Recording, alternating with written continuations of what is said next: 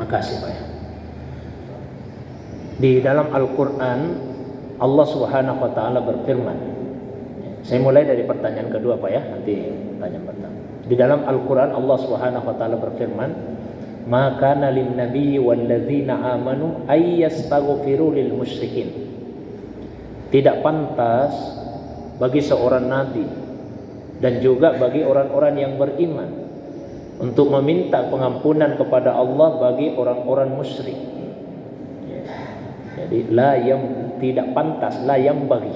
Itu makna dari ayat tadi. Maka nalin nabi, tidak pantas la yang bagi seorang nabi dan juga bagi orang yang beriman untuk meminta kepada Allah pengampunan bagi orang-orang yang musyrik. Walau kanu uli qurbah, meskipun keluarga dekatmu sendiri.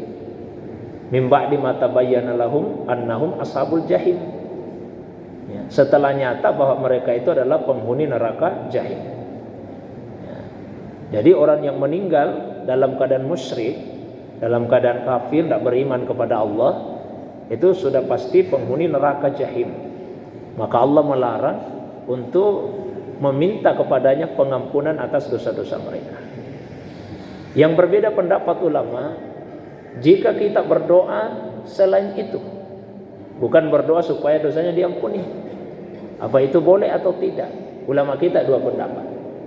Sebagian ulama berpendapat tetap tidak boleh.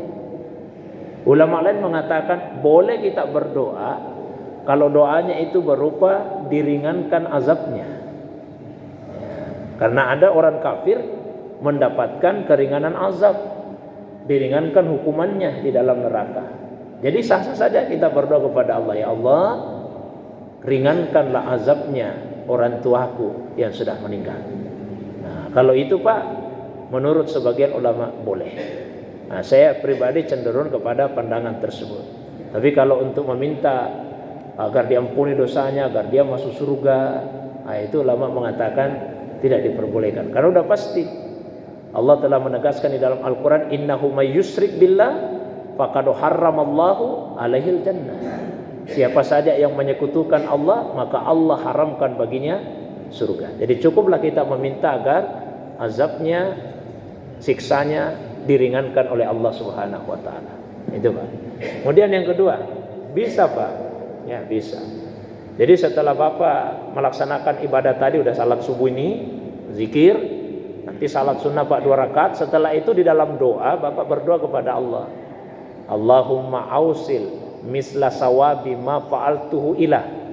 Ya Allah, berikanlah pahala kepada, sebut siapa anak, pada istri saya, pada almarhumah ini, sebagaimana pahala saya yang telah melakukannya. Nah, itu pendapat sebagian ulama kita. Ada yang mengatakan tidak, nanti kita lihat di hari kemudian bermanfaat atau tidak. Ya, kalau di hari kemudian bermanfaat terus kita tidak lakukan, nah, mungkin kita akan menyesal Pak. Gara-gara ustaz ini yang mengatakan tidak bermanfaat, saya tidak lakukan, ternyata bermanfaat. Tapi kalau Bapak melakukan dan ternyata tidak bermanfaat, kan tidak mungkin menyesal Pak. Ya, karena Bapak juga tidak akan mendapatkan dosa atas perbuatan itu. Kalau kita melakukan sesuatu yang ulama kita berbeda pendapat, yang mengatakan boleh, yang mengatakan tidak boleh, kita lakukan, kita tidak dosa. Karena melakukan persoalan yang beda pendapat ulama.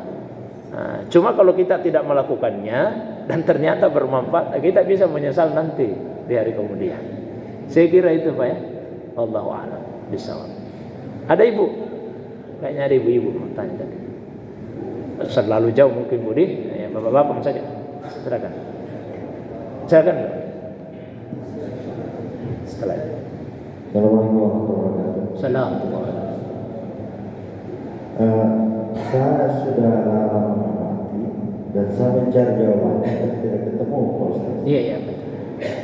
Terkadang itu habis kita salat subuh, itu tiba-tiba ada yang kultum. Sedangkan saya baca di Al-Quran itu, setelah selesai info salat maka berzikirlah.